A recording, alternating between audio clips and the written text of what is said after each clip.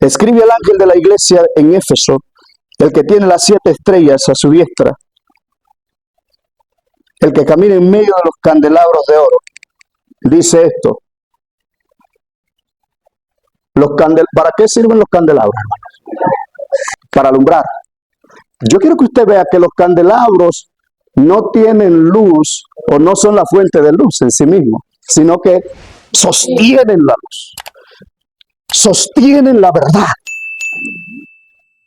Pero si el candelabro se apaga, ¿qué va a haber? Vuelto a Babilonia, una Babilonia. Y si las estrellas dejan de brillar, si usted y yo dejamos de brillar, si se apaga la luz en nosotros, entonces vamos a ser como el ángel, una estrella caída. El Señor nos libre. El Señor nos libre y nos ayuda a entender estas cosas, que el mundo no se le ha salido a Dios de las manos y que Dios está clamando a través de las trompetas, como vamos a ver, es para que nosotros podamos levantar nuestra cabeza, despertar nuestra conciencia y comenzar a hacer la voluntad de Dios verdaderamente. Hay malos actores, pero hay buenos. ¿De cuál tú eres? Quiero ser de los buenos, de los que están en las manos ¿de quién? De Cristo Jesús. Entonces el Señor dice, yo conozco tu obra, tu trabajo, tu perseverancia, y que no puedes soportar a los malos. Ha probado a los que dicen ser apóstoles y no lo son, y lo has hallado mentirosos. Hermanos, ¿esta iglesia trabajaba, sí o no? Vamos de cerca. Yo los conozco, dice el Señor. ¿Nos conoce el Señor a nosotros, a su remanente? El que tiene oído, oiga lo que el Espíritu dice a las eje transversal que conecta con la Odisea. Y los vamos a ver progresivamente. Conozco tu trabajo, tu perseverancia. Hermanos, me dicen, hermanos, tengo 20 años perseverando en la fe. Gloria al Señor. Gloria a Dios. Hay que seguir en ese camino.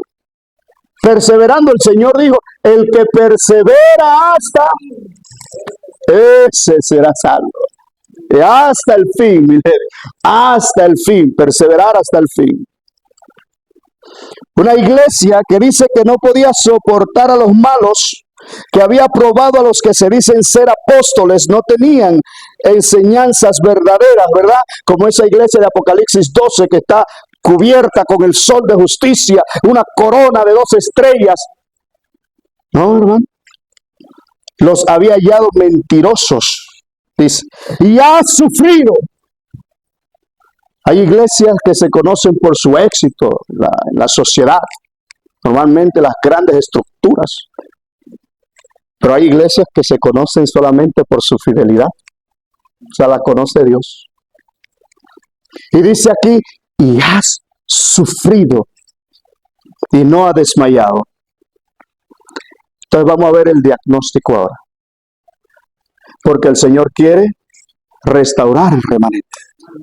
Una iglesia que tiene doctrinas correctas. Un candelabro que alumbra con la verdad de Dios. Es importante dentro del contexto de este mundo de oscuridad, ¿cierto? ¿Cierto, hermanos? Y el Señor lo que quiere es restaurar. ¿Quiere el Señor destruir?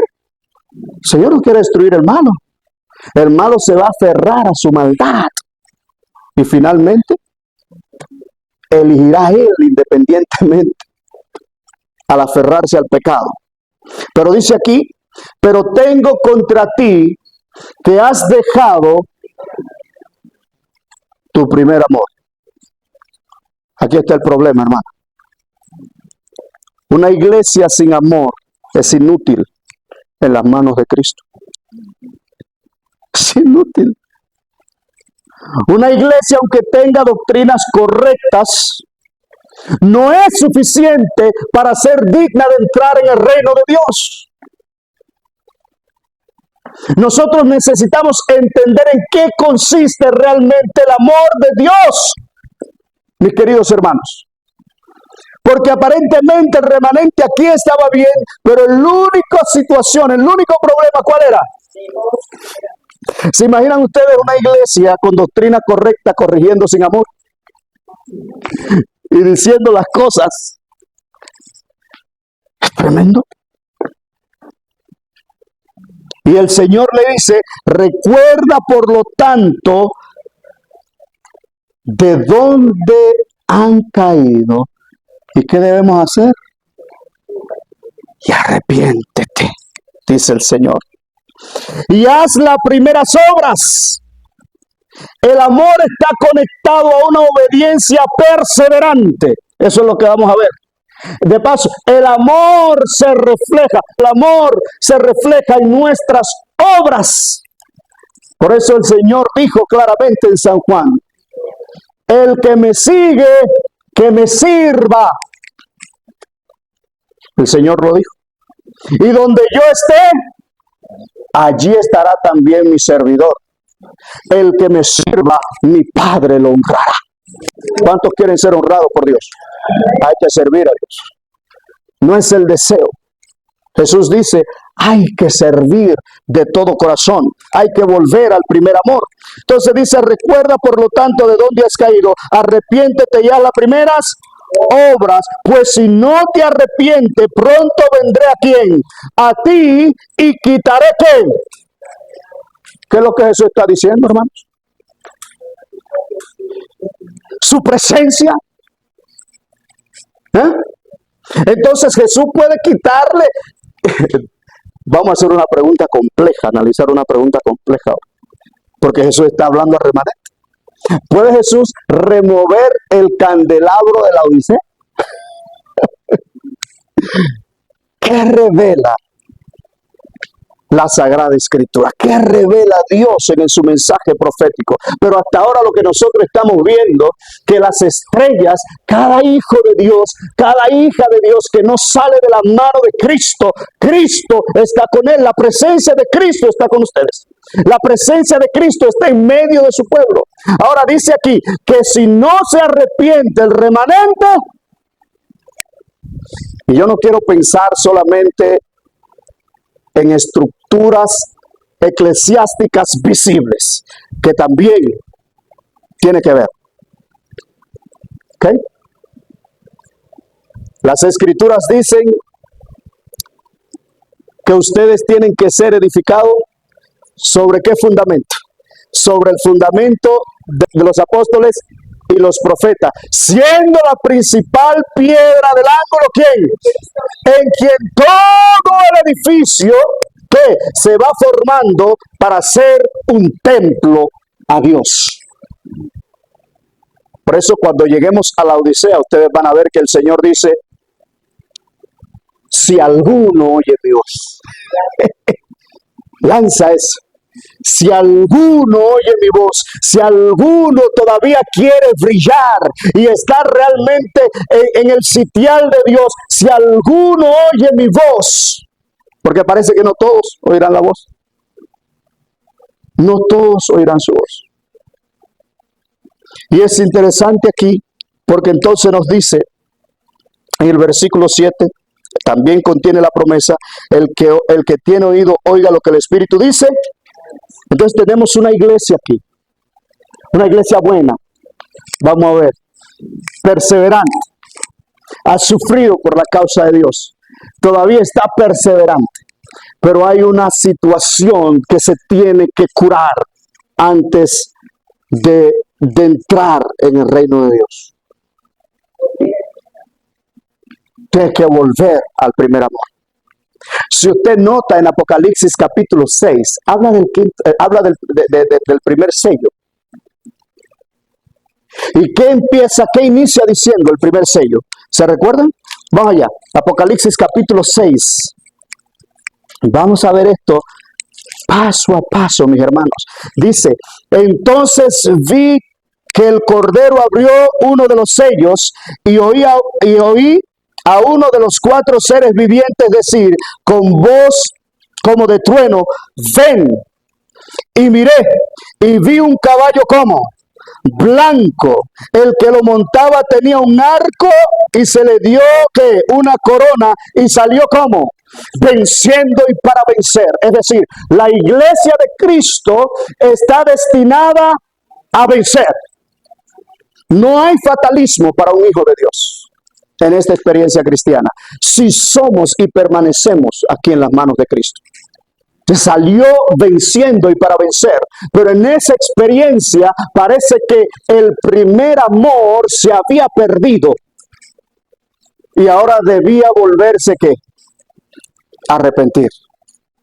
Vamos a dejarlo aquí y vaya conmigo al capítulo 2 y vamos a ver lo que el Señor le dice a esta iglesia, que también nosotros vamos a ver este mensaje, pero yo quiero establecer un contraste ahora, que ustedes vean un contraste entre estas dos iglesias. Hay una iglesia que perdió el primer amor y necesitaba ¿qué? Arrepentirse y recuperarlo, y recuperarlo. Dice aquí, Apocalipsis capítulo 2, versículo 18. Dice, escribe al ángel de la iglesia en Tiatira. Es el remanente, ¿cierto? Sí. En Tiatira, capítulo 2. Apocalipsis capítulo 2, versículo 18.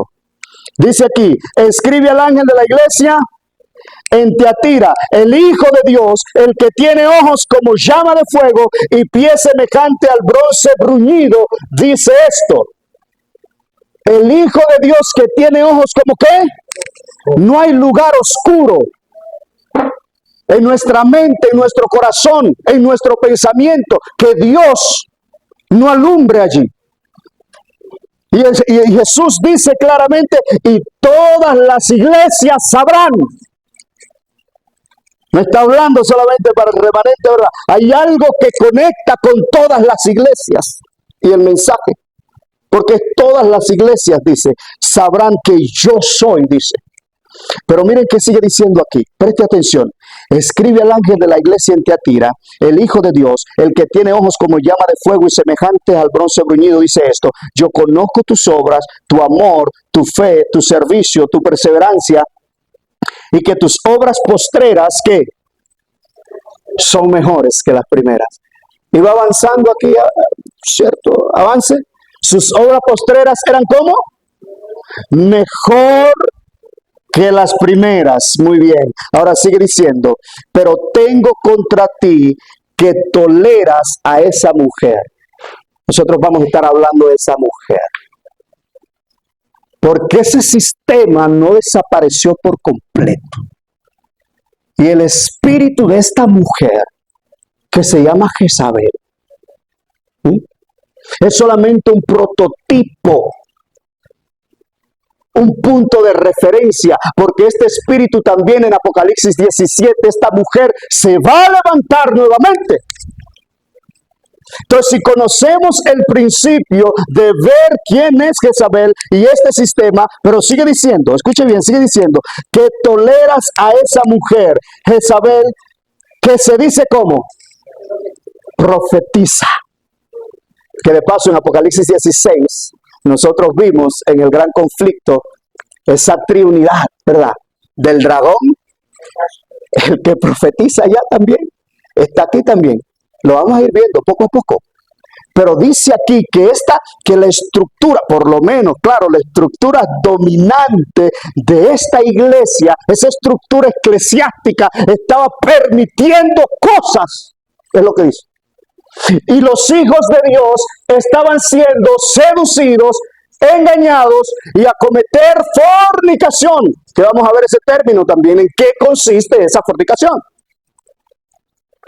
Pero lo que me llama la atención es que aquí el remanente, el Señor resalta y dice, tu amor. Había algo todavía, pero había caído en la perspectiva del amor. Porque el Señor nos manda, mis hermanos, a que nosotros debemos amar a la persona, ¿sí o no? Debemos amar a la persona.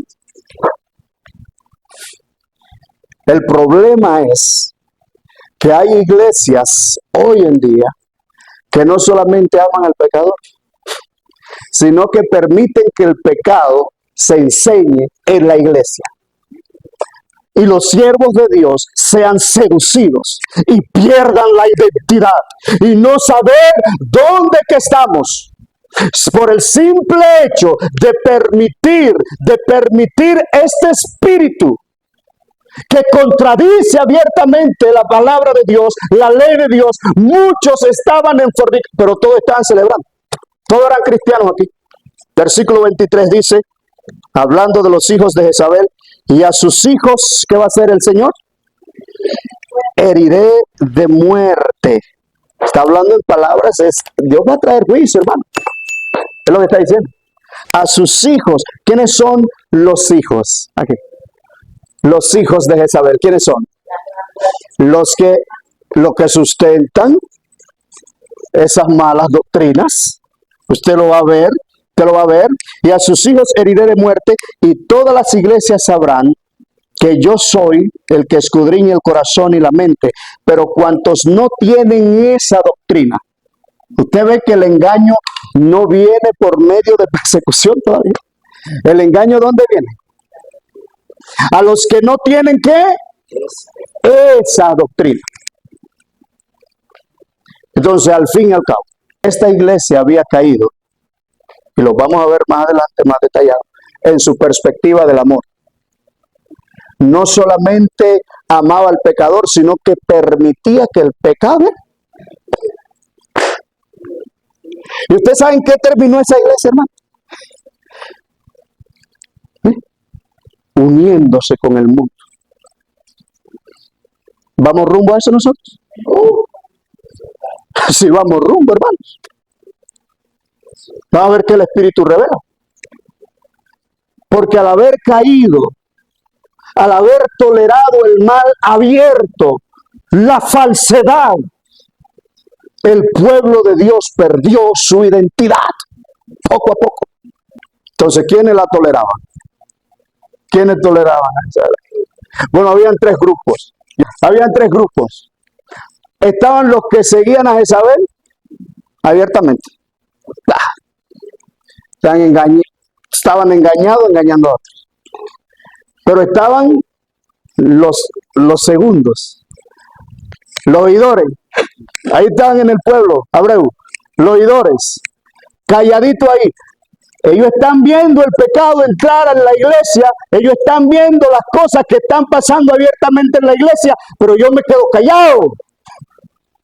Yo soy oidor solamente, pero me engaño diciendo que soy el remanente y me quedo callado. Y es tan culpable el que enseña lo malo como el que lo tolera y se queda a vivir con lo malo sin reprenderlo. Ay, hermanos, el Señor nos tiene que dar este espíritu de amor y de equilibrio, de mostrar el pecado, hermanos, pero amar al pecador y no caer en el engaño que tiene seducido al pueblo de Dios y sin identidad. Por lo tanto, esta iglesia, este remanente había fallado en su perspectiva del amor. Y nosotros también corremos el mismo peligro, hermano, de dormir y convivir con el pecado. Cuando usted convive con el pecado, entonces usted pierde poder y no reprueba.